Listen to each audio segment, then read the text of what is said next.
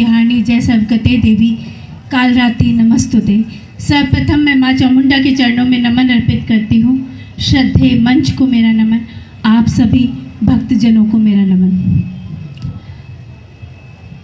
ये हम लोग पश्चिमी उत्तर प्रदेश से हैं और आज मध्य प्रदेश में महाकाल की नगरी में उज्जैन में हैं, सिंहस्थ कुंभ में।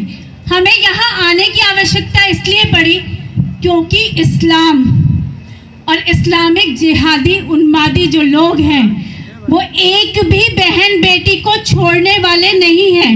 हम इस लड़ाई को पश्चिमी उत्तर प्रदेश में लड़ रहे हैं, लगातार लड़ रहे हैं। कोई भी शहर, कोई भी बहन बेटी ऐसी नहीं है हमारे यहाँ जो इस्लामिक गुंडों से किसी भी तरह से सुरक्षित हो।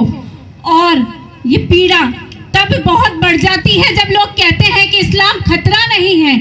जिस देश में महासती महारानी पद्मिनी को जौहर कर लेना पड़ा हो, जहां जोधा अकबर के घर चली गई हो संधि के तहत, जिस देश में हाड़ा रही है अपना सर काट कर युद्ध के लिए अपने महाराज को भेज दिया हो, वो देश जब ये कहता है कि इस्लाम खतरा नहीं है, 1300 वर्ष की गुलामी के बावजूद भी आज हम ये मानते हैं कि इस्लाम खतरा नहीं है, तो आज हर बहन ने जिस भाई की कलाई पर राखी बांधी है वो कर्ज है। और ये याद रखना, मैं आज इस मंच पर सिर्फ इसलिए हूँ क्योंकि मैं ये जानती हूँ कि कोई भी बहन अब सुरक्षित नहीं बचेगी।